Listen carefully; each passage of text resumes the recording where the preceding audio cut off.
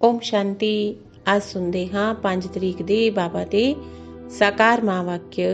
ਬਾਬਾ ਬੋਲੇ, ਮਿੱਠੇ ਬੱਚੇ ਜੀ ਬਾਬਾ, ਏਕਾਂਤ ਵਿੱਚ ਬੈਠ ਐਵੇਂ ਅਭਿਆਸ ਕਰੋ ਜੋ ਅਨੁਭਵ ਹੋਵੇ ਮੈਂ ਸਰੀਰ ਤੋਂ ਵੱਖ ਆਤਮਾ ਹਾਂ। ਇਸ ਨੂੰ ਜਿਉਂਦੇ ਜੀ ਮਰਨਾ ਕਿਹਾ ਜਾਂਦਾ ਹੈ।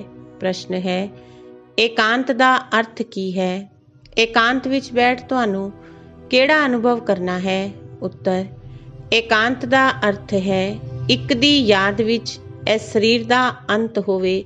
ਮਤਲਬ ਏਕਾਂਤ ਵਿੱਚ ਬੈਠ ਐਵੇਂ ਅਨੁਭਵ ਹੋਵੇ ਮੈਂ ਆਤਮਾ ਇਹ ਸਰੀਰ ਨੂੰ ਛੱਡ ਬਾਪ ਦੇ ਕੋਲ ਜਾਂਦੀ ਹਾਂ। ਕੋਈ ਵੀ ਯਾਦ ਨਾ ਰਹੇ, ਬੈਠੇ ਬੈਠੇ ਆ ਸ਼ਰੀਰੀ ਹੋ ਜਾਓ, ਜਿਵੇਂ ਕਿ ਅਸੀਂ ਇਸ ਸਰੀਰ ਤੋਂ ਮਰ ਗਏ। ਬਸ ਅਸੀਂ ਆਤਮਾ ਹਾਂ, ਸ਼ਿਵ ਬਾਬਾ ਦੇ ਬੱਚੇ ਹਾਂ। ਇਸ ਪ੍ਰੈਕਟਿਸ ਨਾਲ ਦੇਹ ਭਾਨ ਟੁੱਟਦਾ ਜਾਵੇਗਾ। ਓਮ ਸ਼ਾਂਤੀ। ਬੱਚਿਆਂ ਨੂੰ ਬਾਪ ਪਹਿਲੇ ਸਮਝਾਉਂਦੇ ਨੇ, ਮਿੱਠੇ ਮਿੱਠੇ ਬੱਚਿਓ, ਜਦ ਇੱਥੇ ਬੈਠਦੇ ਹੋ ਤਾਂ ਆਪਣੇ ਆਪ ਨੂੰ ਆਤਮਾ ਸਮਝ ਬਾਪ ਨੂੰ ਯਾਦ ਕਰਦੇ ਰਹੋ। ਬੁੱਧੀ ਹੋਰ ਪਾਸੇ ਨਹੀਂ ਜਾਣੀ ਚਾਹੀਦੀ। ਇਹ ਤੁਸੀਂ ਬੱਚੇ ਜਾਣਦੇ ਹੋ, ਅਸੀਂ ਆਤਮਾ ਹਾਂ। ਪਾਠ, ਅਸੀਂ ਆਤਮਾ ਹੀ ਵਜਾਉਂਦੀ ਹਾਂ ਇਸ ਸਰੀਰ ਦੁਆਰਾ। ਆਤਮਾ ਅਵਿਨਾਸ਼ੀ ਹੈ, ਸਰੀਰ ਵਿਨਾਸ਼ੀ ਹੈ। ਤੁਸੀਂ ਬੱਚਿਆਂ ਨੂੰ ਦੇਹੀ ਅਭਿਮਾਨੀ ਬਣ ਬਾਪ ਦੀ ਯਾਦ ਵਿੱਚ ਰਹਿਣਾ ਹੈ। ਅਸੀਂ ਆਤਮਾ ਹਾਂ, ਭਾਵੇਂ ਇਹਨਾਂ ਆਰਗਨਸ ਨਾਲ ਕੰਮ ਵੀ ਲਵੋ ਜਾਂ ਨਾ ਲਵੋ, ਆਪਣੇ ਆਪ ਨੂੰ ਸਰੀਰ ਤੋਂ ਵੱਖ ਸਮਝਣਾ ਚਾਹੀਦਾ ਹੈ। ਬਾਪ ਕਹਿੰਦੇ ਨੇ, ਆਪਣੇ ਆਪ ਨੂੰ ਆਤਮਾ ਸਮਝੋ, ਦੇਹ ਨੂੰ ਭੁੱਲਦੇ ਜਾਓ। ਅਸੀਂ ਆਤਮਾ ਇੰਡੀਪੈਂਡੈਂਟ ਹਾਂ।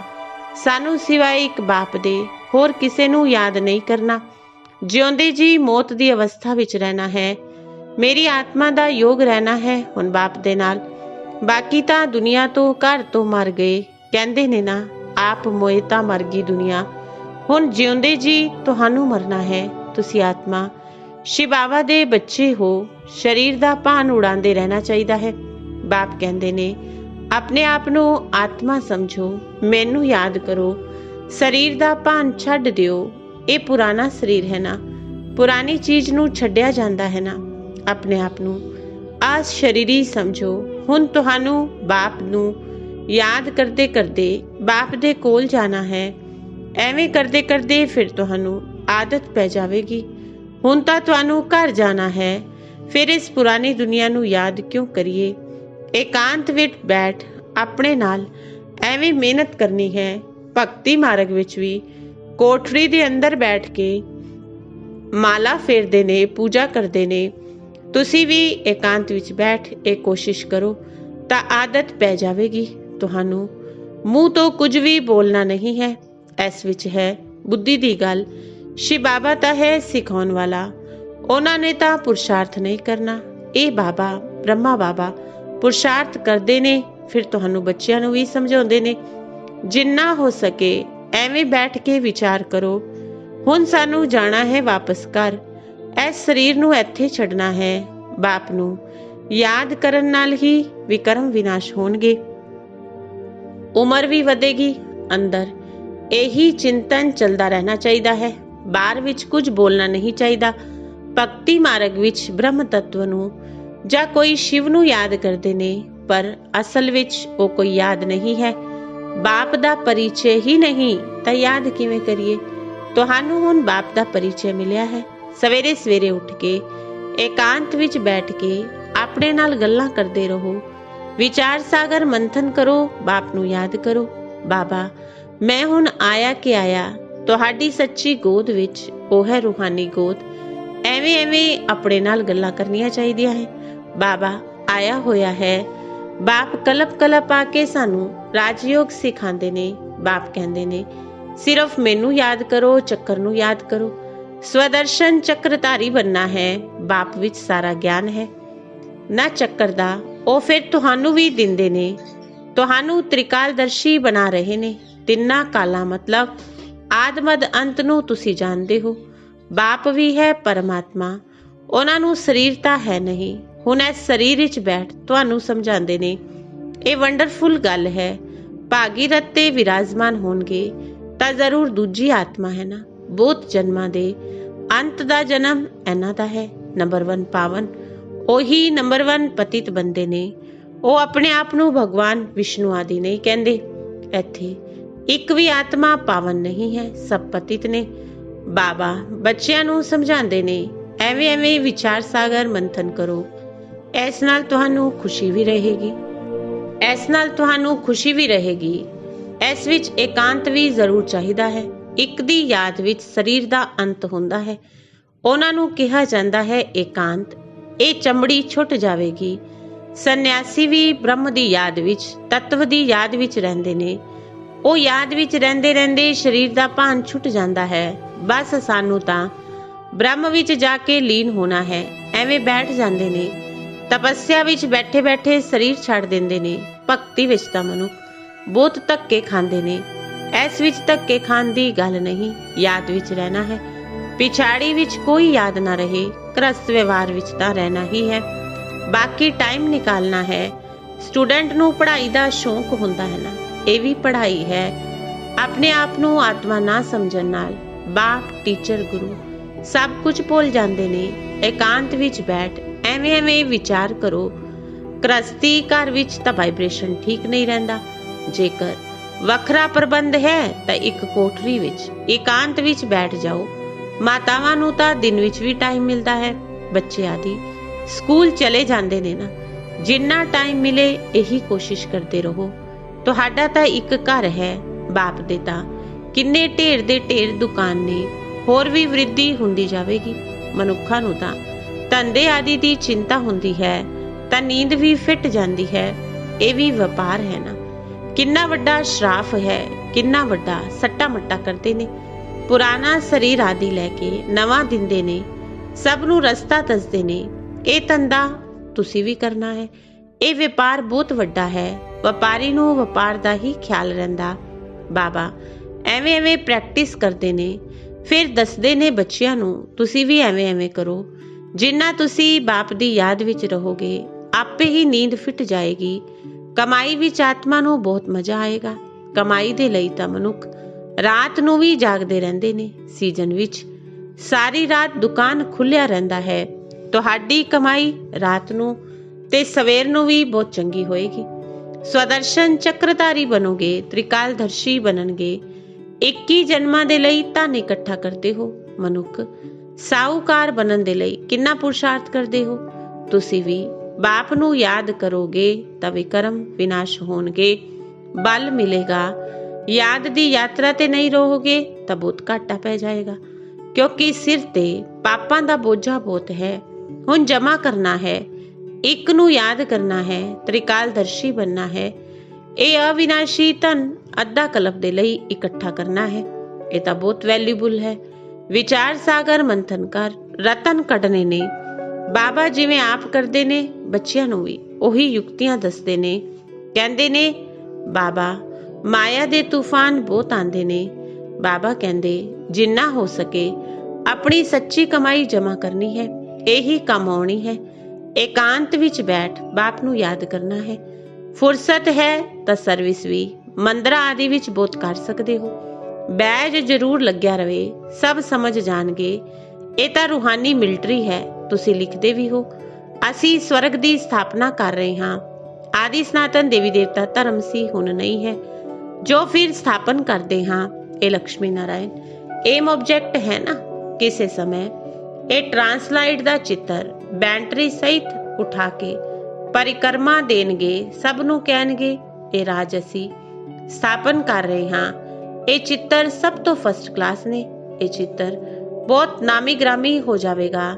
ਲక్ష్ਮੀ ਨਾਰਾਇਣ ਸਿਰਫ ਇੱਕ ਤਾਂ ਨਹੀਂ ਸੀ, ਉਹਨਾਂ ਦੀ ਪੂਰੀ ਰਾਜਧਾਨੀ ਸੀ।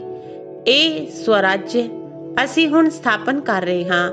ਹੁਣ ਬਾਪ ਕਹਿੰਦੇ ਨੇ ਮਨ ਮਨਾ ਭਵ। ਬਾਪ ਨੂੰ ਯਾਦ ਕਰਦੇ ਰਹੋ ਤਾਂ ਵਿਕਰਮ ਵਿਨਾਸ਼ ਹੋਣਗੇ। ਕਹਿੰਦੇ ਨੇ ਅਸੀਂ ਗੀਤਾ ਦਾ ਸਪਤਾਹ ਮਨਾਵਾਂਗੇ। ਇਹ ਸਭ ਪਲਾਨ ਕਲਪ ਪਹਿਲੇ ਮਾਫੀਕ ਬਣ ਰਹੇ ਨੇ। ਪਰਿਕਰਮਾ ਵਿੱਚ ਇਹ ਚਿੱਤਰ ਲੈਣਾ ਪਵੇ। ਇਹਨਾਂ ਨੂੰ ਵੇਖ ਸਭ ਖੁਸ਼ ਹੋਣਗੇ। ਤੁਸੀਂ ਕਹੋਗੇ ਬਾਪ ਨੂੰ ਤੇ ਵਰਸੇ ਨੂੰ ਯਾਦ ਕਰੋ। ਮਨ ਮਨਾ ਭਵ ਇਹ ਗੀਤਾ ਦੇ ਅੱਖਰ ਨੇ ਨਾ। ਭਗਵਾਨ ਸ਼ਿਵ ਬਾਬਾ ਹੈ। ਉਹ ਕਹਿੰਦੇ ਨੇ ਮੈਨੂੰ ਯਾਦ ਕਰੋ ਤਾਂ ਵਿਕਰਮ ਵਿਨਾਸ਼ ਹੋਣਗੇ। 84 ਦੇ ਚੱਕਰ ਨੂੰ ਯਾਦ ਕਰੋ ਤਾਂ ਅਜਿਹਾ यानी लक्ष्मी नारायण जिहा बन जाओगे। लिटरेचर भी तुसी सौगात दिंदे रहो। शिव बाबा दा भंडारा ता हमेशा भरपूर है। अगे चल के बहुत सर्विस होवेगी। एम ऑब्जेक्ट किन्नी क्लियर है। एक राज एक धर्म सी, बहुत साहूकार सी।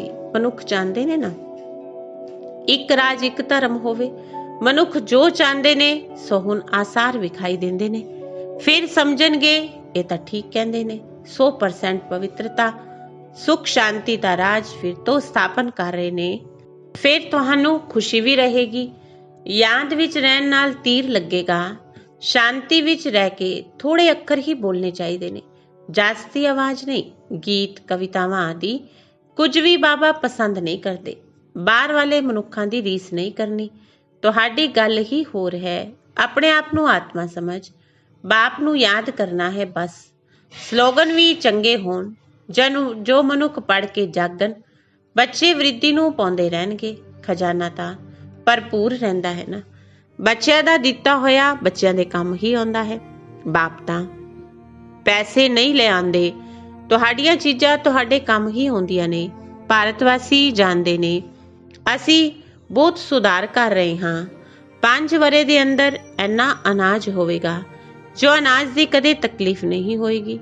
तुसी जानते हो एवें दे हालात भी होणगे जो अनाज खाण दे लई भी नहीं मिलेगा।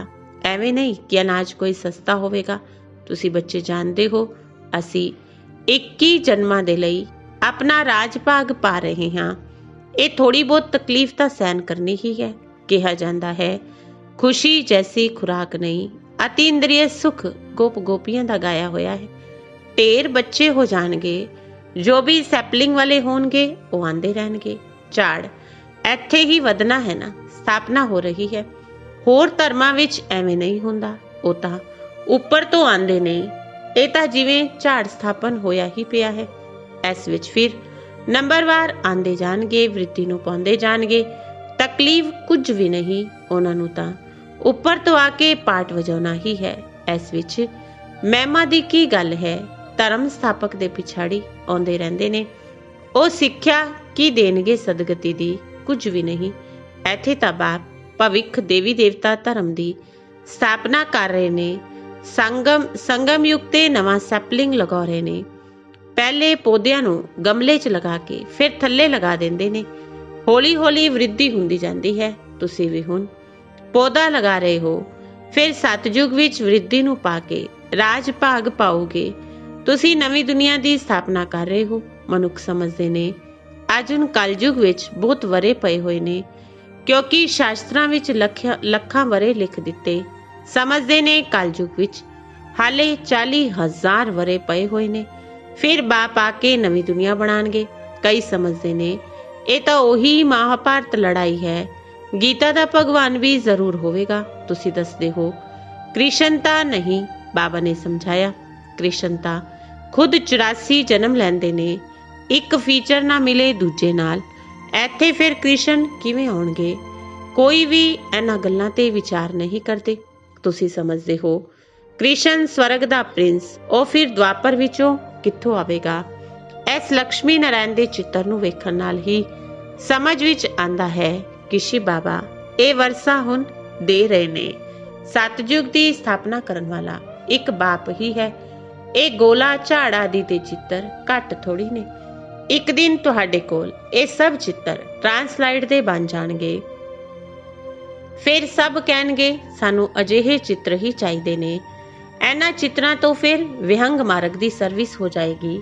ਤੁਹਾਡੇ ਕੋਲ ਬੱਚੇ ਐਨੇ ਆਣਗੇ ਜੋ ਫੁਰਸਤ ਹੀ ਨਹੀਂ ਰਹੇਗੀ। ਢੇਰ ਆਉਣਗੇ, ਬਹੁਤ ਖੁਸ਼ੀ ਹੋਏਗੀ। ਦਿਨ ਪ੍ਰਤੀ ਦਿਨ ਤੁਹਾਡਾ ਫੋਰਸ ਵੱਧਦਾ ਜਾਵੇਗਾ। ਡਰਾਮਾ ਅਨੁਸਾਰ ਜੋ ਫੁੱਲ ਬਣਨ ਵਾਲੇ ਹੋਣਗੇ ਉਹਨਾਂ ਨੂੰ ਟੱਚ ਹੋਵੇਗਾ।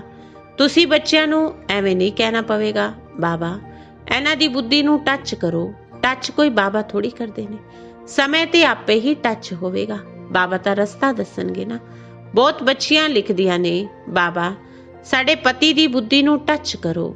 ਐਵੇਂ ਸਭ ਦੀ ਬੁੱਧੀ ਨੂੰ ਟੱਚ ਕਰਨਗੇ, ਫਿਰ ਤਾਂ ਸਾਰੇ ਹੀ ਸਵਰਗ 'ਚ ਇਕੱਠੇ ਹੋ ਜਾਣ। ਪੜ੍ਹਾਈ ਦੀ ਹੀ ਸਾਰੀ ਮਿਹਨਤ ਹੈ। ਤੁਸੀਂ ਖੁਦਾਈ ਖਿਦਮਤਗਾਰ ਹੋਣਾ। ਸੱਚ ਸੱਚ ਗੱਲ ਬਾਬਾ ਪਹਿਲੇ ਹੀ ਦੱਸ ਦਿੰਦੇ ਨੇ ਕੀ ਕੀ ਕਰਨਾ ਹੈ। ਅਜਿਹੇ ਚਿੱਤਰ ਲੈ ਕੇ ਜਾਣਾ ਪਵੇ, ਪੌੜੀ ਦਾ ਵੀ ਲੈ ਜਾਣਾ ਪਵੇ, ਡਰਾਮਾ ਅਨੁਸਾਰ ਸਥਾਪਨਾ ਤਾਂ ਹੋਣੀ ਹੀ ਹੈ। ਬਾਬਾ ਸਰਵਿਸ ਦੇ ਲਈ ਜੋ ਡਾਇਰੈਕਸ਼ਨ ਦਿੰਦੇ ਨੇ ਉਸ ਤੇ ਪੂਰਾ ਧਿਆਨ ਦੇਣਾ ਹੈ। ਬਾਬਾ ਕਹਿੰਦੇ ਨੇ ਬੈਜ ਕਿਸਮ ਕਿਸਮ ਦੇ ਲੱਖਾਂ ਬਣਾਓ, ਟ੍ਰੇਨ ਦੀ ਟਿਕਟ ਲੈ ਕੇ 100 ਮੀਲ ਤੱਕ ਸਰਵਿਸ ਕਰਕੇ ਆਓ, ਇੱਕ ਡੱਬੇ ਤੋਂ ਦੂਜੇ ਤੱਕ ਫਿਰ ਤੀਜੇ ਤੱਕ। ਬਹੁਤ ਸਹਿਜ ਹੈ। ਬੱਚਿਆਂ ਨੂੰ ਸਰਵਿਸ ਦਾ ਬਹੁਤ ਸ਼ੌਂਕ ਹੋਣਾ ਚਾਹੀਦਾ ਹੈ। ਅੱਛਾ ਮਿੱਠੇ ਮਿੱਠੇ ਸਿਕਿਲ ਦੇ ਬੱਚਿਆਂ ਪ੍ਰਤੀ ਮਾਤ ਪਿਤਾ ਬਾਪ ਦਾਦਾ ਦਾ ਯਾਦ ਪਿਆਰ ਤੇ ਗੁੱਡ ਮਾਰਨਿੰਗ। ਰੂਹਾਨੀ ਬਾਪ ਦੀ ਰੂਹਾਨੀ ਬੱਚਿਆਂ ਨੂੰ ਨਮਸਤੇ। ਰੂਹਾਨੀ ਬੱਚਿਆਂ ਦੀ ਰੂਹਾਨੀ ਬਾਪ ਦਾਦਾ ਨੂੰ ਨਮਸਤੇ ਨਮਸਤੇ ਨਮਸਤੇ ਜੀ। ਧਾਰਨਾ ਦੇ ਲਈ ਮੁੱਖ ਸਾਰ ਹੈ। ਪਹਿਲੀ ਧਾਰਨਾ ਹੈ ਵਿਚਾਰ ਸਾਗਰ ਮੰਥਨ ਕਰ, ਚੰਗੇ ਚੰਗੇ ਰਤਨ ਨਿਕਾਲਨੇ ਨੇ, ਕਮਾਈ ਜਮਾ ਕਰਨੀ ਹੈ, ਸੱਚਾ ਸੱਚਾ ਖੁਦਾਈ ਖਿਦਮਤਗਾਰ ਬਣ ਸੇਵਾ ਕਰਨੀ ਹੈ। ਦੂਜਾ ਪੜ੍ਹਾਈ ਦਾ ਬਹੁਤ ਸ਼ੌਂਕ ਰੱਖਣਾ ਹੈ, ਜਦ ਵੀ ਸਮੇਂ ਮਿਲੇ ਇਕਾਂਤ ਵਿੱਚ ਚਲੇ ਜਾਣਾ ਹੈ। ਐਵੇਂ ਅਭਿਆਸ ਹੋਵੇ ਜੋ ਜਿਉਂਦੇ ਜੀ ਇਸ ਸਰੀਰ ਤੋਂ ਮਰੇ ਹੋਏ ਹਾਂ। ਇਸ ਸਟੇਜ ਦਾ ਅਨੁਭਵ ਹੁੰਦਾ ਰਹੇ, ਦੇਹ ਦਾ ਭਾਨ ਹੀ ਭੁੱਲ ਜਾਵੇ। ਵਰਦਾਨ ਹੈ ਭਿੰਨਤਾ ਨੂੰ ਮਿਟਾ ਕੇ ਏਕਤਾ ਲਿਆਉਣ ਵਾਲੇ ਸੱਚੇ ਸੇਵਾਧਾਰੀ ਭਵ। ਭਿੰਨਤਾ ਨੂੰ ਮਿਟਾ ਕੇ ਏਕਤਾ ਲਿਆਉਣ ਵਾਲੇ ਸੱਚੇ ਸੇਵਾਧਾਰੀ ਭਵ। ਬ੍ਰਾਹਮਣ ਪਰਿਵਾਰ ਦੀ ਵਿਸ਼ੇਸ਼ਤਾ ਹੈ ਅਨੇਕ ਹੁੰਦੇ ਵੀ ਇੱਕ। ਤੁਹਾਡੀ ਏਕਤਾ ਦੁਆਰਾ ਹੀ ਸਾਰੇ ਵਿਸ਼ਵ ਵਿੱਚ ਇੱਕ ਧਰਮ ਇੱਕ ਰਾਜ ਦੀ ਸਥਾਪਨਾ ਹੁੰਦੀ ਹੈ। ਇਸ ਲਈ ਵਿਸ਼ੇਸ਼ ਅਟੈਂਸ਼ਨ ਦੇ ਕੇ ਭਿੰਨਤਾ ਨੂੰ ਮਿਟਾਓ, ਏਕਤਾ ਨੂੰ ਲਿਆਓ, ਤਦ ਕਹਾਂਗੇ ਸੱਚੇ ਸੇਵਾਧਾਰੀ। ਸੇਵਾਧਾਰੀ ਆਪਣੇ ਪ੍ਰਤੀ ਨਹੀਂ ਪਰ ਸੇਵਾ ਪ੍ਰਤੀ ਹੁੰਦੇ ਨੇ। ਆਪਣਾ ਸਭ ਕੁਝ ਸੇਵਾ ਪ੍ਰਤੀ ਸਵਾਹ ਕਰਦੇ ਨੇ। ਜਿਵੇਂ ਸਾਕਾਰ ਬਾਬਾ ਨੇ ਸੇਵਾ ਵਿੱਚ ਹੱਡੀਆਂ ਵੀ ਸਵਾਹ ਕੀਤੀਆਂ, ਐਵੇਂ ਤੁਹਾਡੀ ਹਰ ਕਰਮ ਇੰਦਰੀ ਦੁਆਰਾ ਸੇਵਾ ਹੁੰਦੀ ਰਹੇ। ਸਲੋਗਨ ਹੈ ਪਰਮਾਤਮ ਪਿਆਰ ਵਿੱਚ ਮਗਨ ਹੋ ਜਾਓ ਤਾਂ ਦੁੱਖਾਂ ਦੀ ਦੁਨੀਆ ਭੁੱਲ ਜਾਵੇਗੀ। ਪਰਮਾਤਮ ਪਿਆਰ ਵਿੱਚ ਮਗਨ ਹੋ ਜਾਓ ਤਾਂ ਦੁੱਖਾਂ ਦੀ ਦੁਨੀਆ ਭੁੱਲ ਜਾਵੇਗੀ। ਅੱਛਾ ਓਮ ਸ਼ਾਂਤੀ।